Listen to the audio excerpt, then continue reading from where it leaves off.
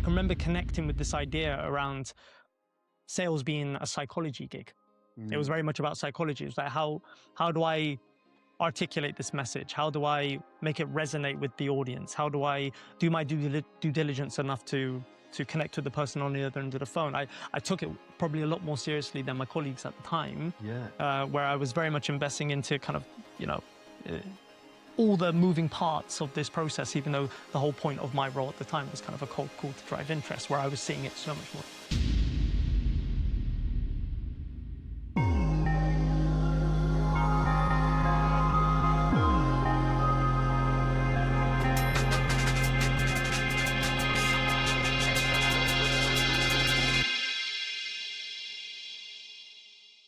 Hey folks, welcome to Wired But Human.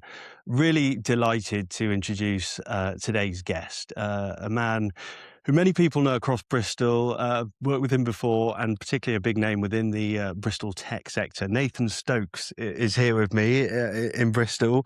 Welcome to Wired But Human. Thank you for having me, sir. How you doing? Not too bad. So work's nice and busy, personal life's nice and busy. Nice. Well, we'll dip into all these areas. Let's first talk about where you are in life now. So, obviously, I know you because we used to work together very closely at it's got to be one of the fastest growing tech companies globally at the moment. But Pax8, you've been there for quite some time. Tell us about your role you're doing now. Then, what's day to day like for you? It looks like engaging with partners, mainly in a consultative fashion. Supporting them with business plans, execution, giving them like a clear roadmap, removing all the noise, giving them a channeled focus. And then kind of as points go on, they add those elements to their business. How do you communicate what your company does to your mum and dad? Do you think you've got it to a T yet? In sort of 20 seconds, layman's terms? It's really tricky. I've tried many different ways. I think the way I describe it these days is I will show them another business. I'll show them the bakery or the law firm, whatever it may be. And I'm like, there's an IT company that looks after that. It makes sure their emails are working, their website's up and running, booking systems. That company partners with my company to make sure the tech is actually working properly and they've got the right person to work with. It's a smart move. And especially when you're kind of maybe describing it to someone and you're in a pub or a cafe or something like that, it's making it very present and sort of real life. And in that sense, there's I guess when you think about it like that, gives a sense of self-fulfillment in terms of like the work that you're doing working for a company like Pax8, because you then can literally say you're helping to power like so many of these different organizations. Yeah, no, 100%. I think sometimes you get lost in your own work, but realizing the work that we're trying to do with maturing the IT market in general, trying to bring the best technology to foot, I think when you zoom out, it'll be like, oh, actually, we're playing a large part with making sure these businesses don't go under through cyber attacks. We're making sure they've got the best tools and equipment to progress in their business, be productive, grow, employ more people. But being a part of an organization that wants to challenge the norm in regards to what Pax8 do in our field, I love that kind of stuff. For you, did you always imagine 10 years ago, maybe kind of when you were sort of finishing education, could you have seen yourself where you are now? No, definitely not. No, I didn't go to uni. I only went to college, and I saw myself going down like a sporting route. I thought I was destined to do something sporting. So when I went to college, I actually trained to become a fitness instructor. As I finished college and I was trying to kind of find my way in the fitness industry or the sports industry, I ended up picking up a part-time job in a pharmacy. Okay. So I used to work in a pharmacy, used Boots Pharmacy. So I used to be like a dispenser. And then that role kind of progressed where I was like traveling around the south of the country, supporting other pharmacies, processes with doctors. Boring stuff. That is, you say boring though, but whenever I go into a pharmacy to pick up whatever medication, I do look at what's going on behind the scenes there. Yeah. It is a high functioning operation. Oh, for sure. Yeah. No, really. And people don't want to wait long for their medication. But no, and that's the thing. Like, to go behind the scenes, you've got to juggle kind of like charging the NHS for the payments that you're getting. You need to manage the subscriptions that need to come on a regular basis, people that come in walk-ins, managing stock, the list goes on. But for me, when I look back now in those early years of my career or my first proper job, and what I've got maybe today, or what's transferred into my career in today's, I think the biggest thing I took from it was forms of communication. I was in a role in a time in a role where communicating with so many different people, trying to get lots of different objectives done, and being able to communicate where it's at an emotional level so we can both win and we can get things done. And it was pragmatic and logical. I think taking that experience, and I didn't know I was developing that skill at the time, obviously, but I think that's been really integral since I kind of entered the IT world. And like you said, quite a few of the roles I've had. Yeah, definitely. So, and I think a large part of everything you've said there is gaining people's trust, right? And but in a way that's authentic. Yeah, and forming connections, Yeah. tangible, proper connections. So yeah, you kind of didn't go to university. No. Which, how old are you now? I'm 36 now. 36. Yeah. I thought you were younger now. It's the good night's sleep I'm getting. That's it. Yeah, damn. What am I doing wrong? I think I look older than you. I'm 32. So yeah, 36 now, but so in your 20s, probably at a time as well where that would have been quite, there would have maybe felt like quite a lot of pressure that you didn't go to university. Like I'm just thinking around that time, that was the set route. And all my friends were at uni. Yeah, what was that like? Yeah, I definitely felt like the odd one out. Education. There's some people in this world where education just doesn't fit them. I mean, that style of learning maybe, or that process in life, it just doesn't tick that box. I was much more of a practical person. I needed practical experience, involved in things, hands-on.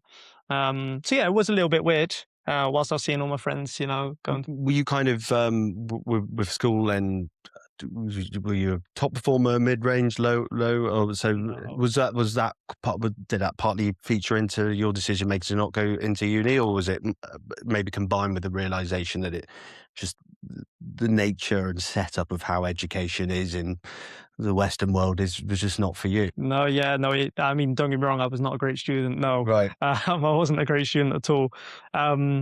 But did it have an influence? No, I never wanted to pursue that. And even the only reason I probably went to college to do the gym instruction and personal training is because it was very hands-on. There's some people, and I don't know if anyone will connect watching this, but some people, you go through periods of life where sometimes you're like floating through life. Maybe you kind of, I think if I look back to my life then, I was kind of waiting for the weekend. I wasn't really into the career. I was kind of floating. And he was actually a former colleague also, a dear friend, Aaron Watts. He worked for a tech company at the time. And he, I would say, badgered me. He knocked on my door a few times, inviting me to maybe come and join. And you just knew him as a friend? As a friend, yeah, as a dear friend. And we played for the same football club and spent time together. And, it was a sales role, an entry-level sales role. He was trying to encourage me to come to like a cold caller. And I was like, tech? I have no idea. Sales? That can't be me. But he saw something in me, obviously, I think maybe because I'm very, I'll talk to anyone. I seem to be able to make things up at the spot and so forth. So he saw something in me, but kept kind of going at me to like, hey, at least apply or try this. And I was like, no. And then I think one day I just snapped. Yeah. And I was like, you know what? What's the worst that can happen? Yeah. Anyway, I applied. They hired me. And then, that was the start. I entered into the tech space I couldn't, if you asked me to print something off, I would have struggled at the time, let alone talk about how cloud software worked. So, amazing. Yeah. So what was that like then? Telling people I'm a salesperson. Was that like, that must be quite a... Oh, it was like imposter syndrome. I was like, me, sales? Yeah. Like, what? Imposter syndrome in a sense of like, just because it was something you could have never imagined, or something that maybe you thought you weren't qualified to do? Probably both. Yeah, I didn't see myself ever being a salesperson. I think at that age or that maturity, I saw a salesperson as like a car salesman maybe, or whatever else. Sure. If you weren't involved in sales, you didn't work for a sales company, like my perception of sales was like, okay, I'd like The Apprentice or something, what I mean? Yeah, definitely. Which I did love, and that's maybe why I've always thought, I know, I think I can be good in that kind of environment. But yeah, so I guess then you're in that role, and how quickly did you change from what the fuck am I doing here to, oh, actually, I could be quite good at this, or I am good at this? Yeah, no, I think I was quite lucky. I think because it was a new world for me, and I was quite excited about it. I went into kind of learning overdrive, right? It was everything was new to me, the role, the industry, the concept. So I just went in this kind of almost obsession type state of mind where I just wanted to learn everything. And I think I can remember connecting with this idea around sales being a psychology gig.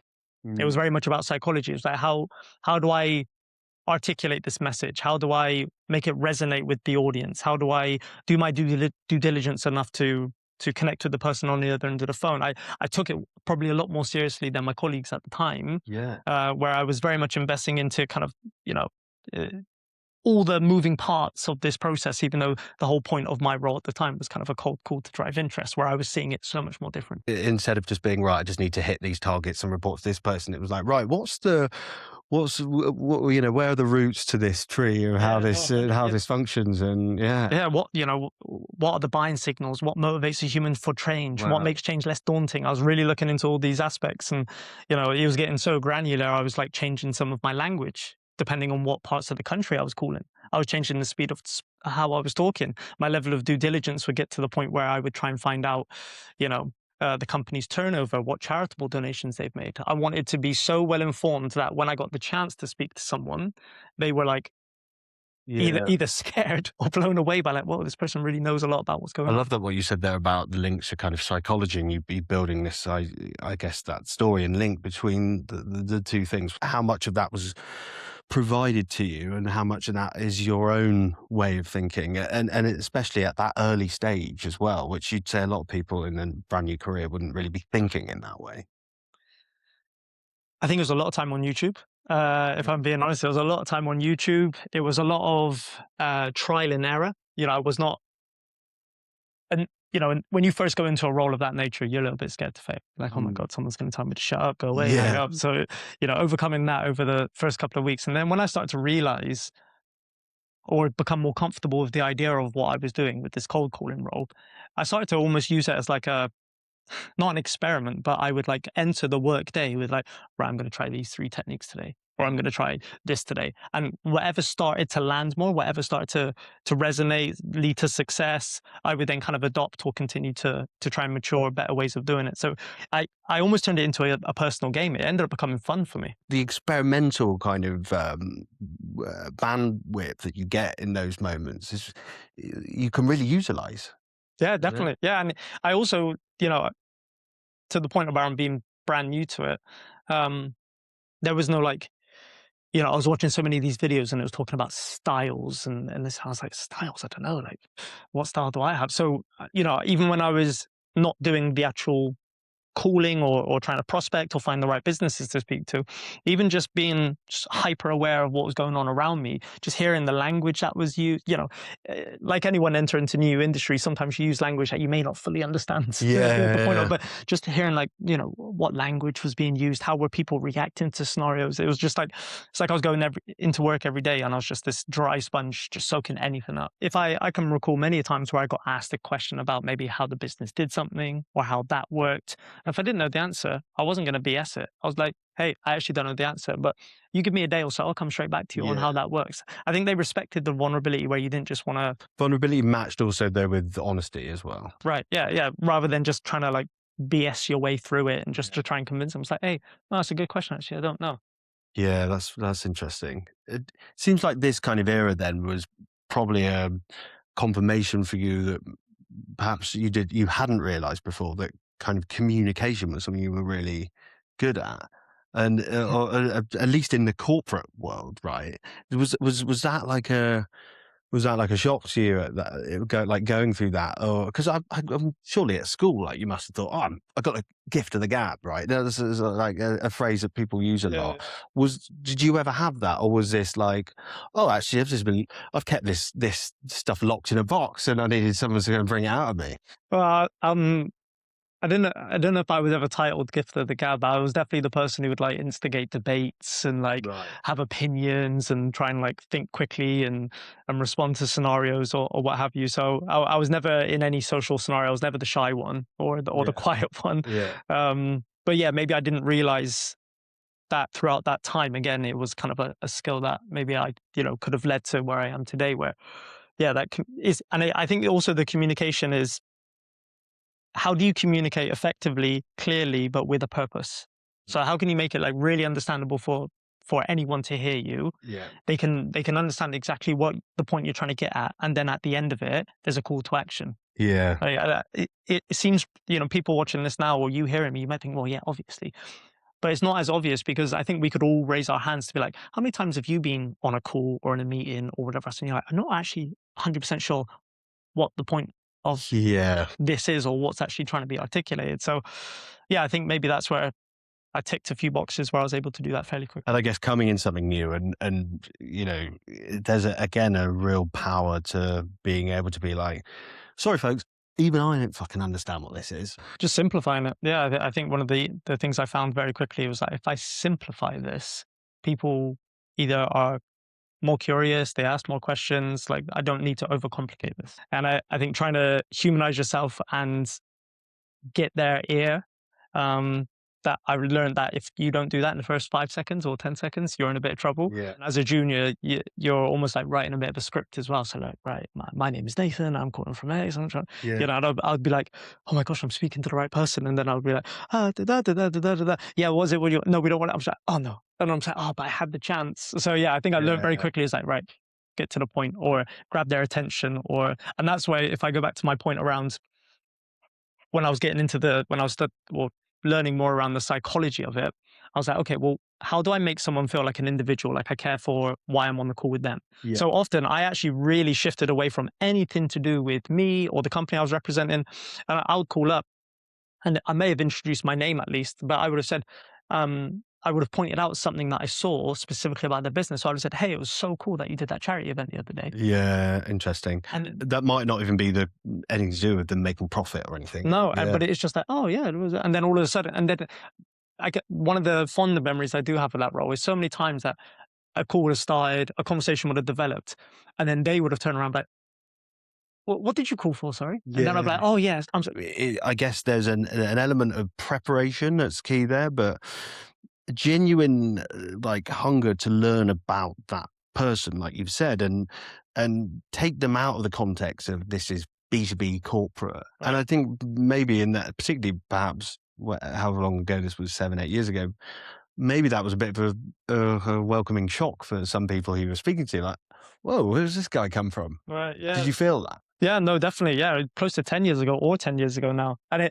I always try to then complement it, that once a conversation maybe started to develop, I wanted to give them something they didn't have before either. So instead of maybe selling the idea of this online portal to order things, or a partnership, words again they would have heard many times before from so many other different tech companies, I want to bring them a bit of new news. Something. Yeah. Hey, have you heard of this change? Yeah. Hey, what do you? Or because going back to the psychology piece, not to come across too much of a nerd, is when you ask certain questions, you've almost got to set yourself up for alternative routes. So if I ask the question, hey, have you heard about this bit of news? They can either say yes or no, right? So I'm almost controlling what happens with the dialogue now. So if they say no, perfect. Let me inform you what this means to you and what the changes mean. If they say yes, perfect. How do you feel about it? Because there are a couple of options to combat it.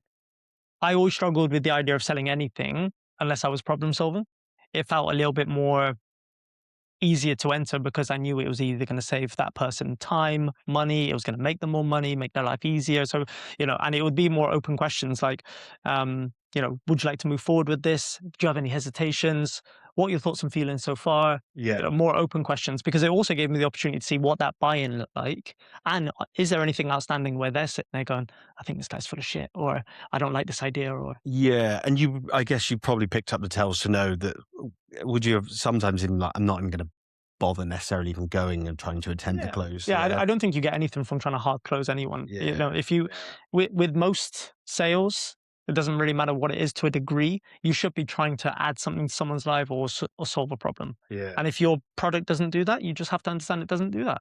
So yeah, so want to kind of talk, kind of, I guess, your journey, and then moving to Paxet, and we'll move on to that. But I guess in this period, was there suddenly like, oh fuck, I've gone from the pharmacy to now like quite a big company with lots of different kind of characters and people, and what was that like for you? That's actually a really good point. Yeah, that conversion of like retail, I guess it wasn't retail, it was in the pharmaceutical world, but it's connected to boots. So it was in retail, in my opinion, to corporate. That was like a, whoa, Yeah. just work habits, the idea of just being able to go and do things whenever you want to a degree, being treated like a professional and adult. Where you're just like, I'm just going to go grab a coffee. I'm going to go and do this.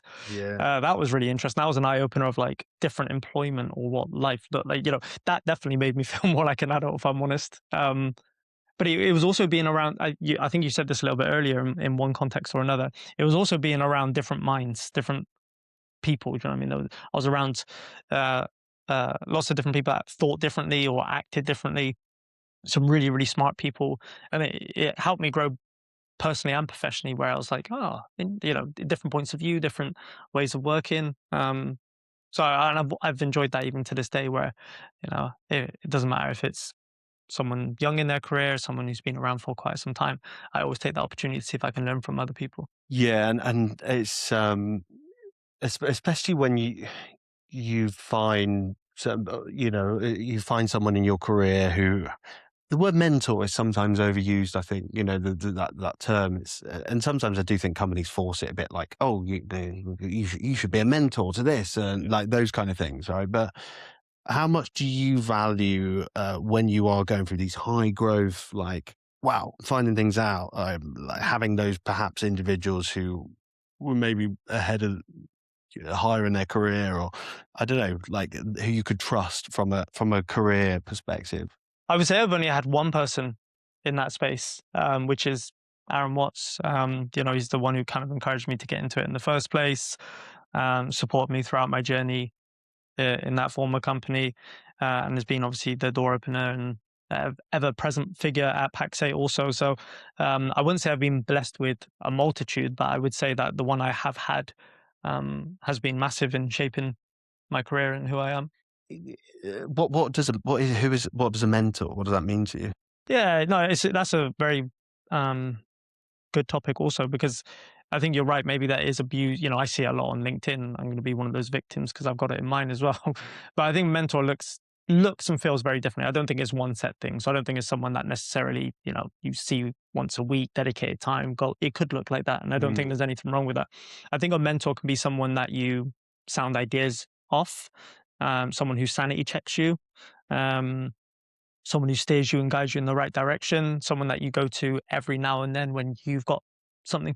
I don't think a mentor is a preset, defined engagement.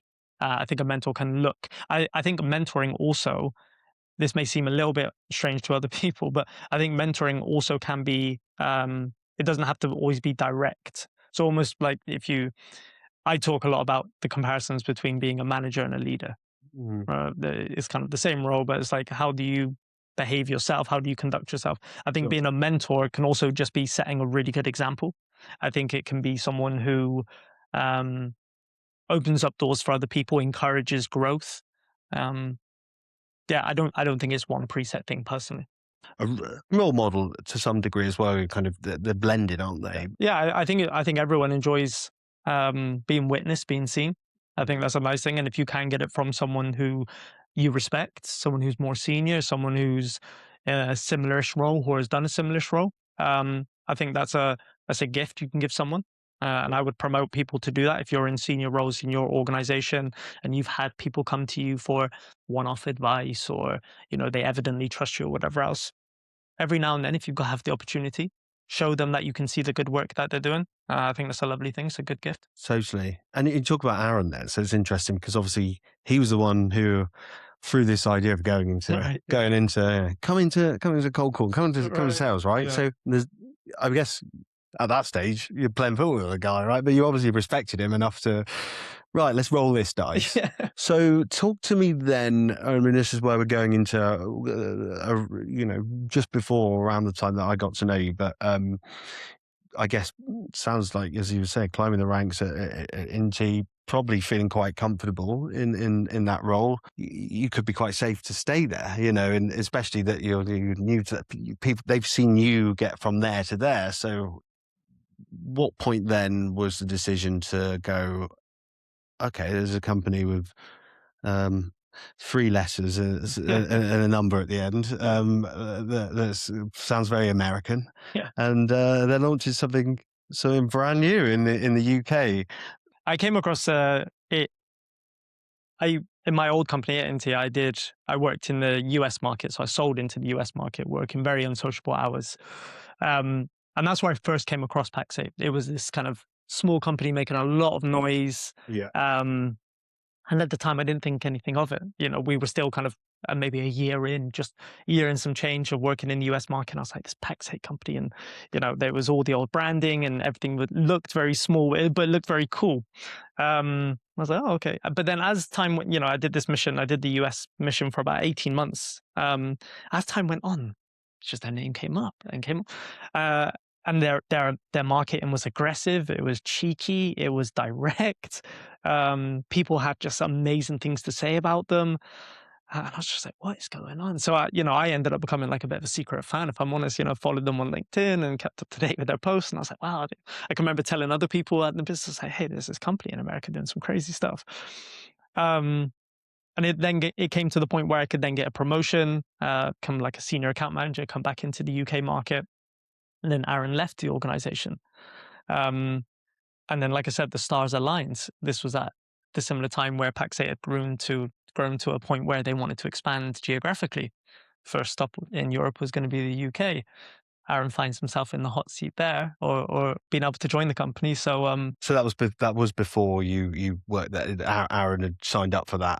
Yeah, yeah, I yeah. wasn't sure because I wasn't sure if there was a gap of maybe you starting there, but it was. Yeah, and then he contacted me, and he knew obviously I was I'd brought up Paxate quite a few times, and it was something along the lines like, you won't believe it. Yeah. uh, you know, the kind of story progresses from there, and for me it was an absolute no brainer. You know, I was in love with all of it. The idea of working with Aaron again, the idea of being this disruptor.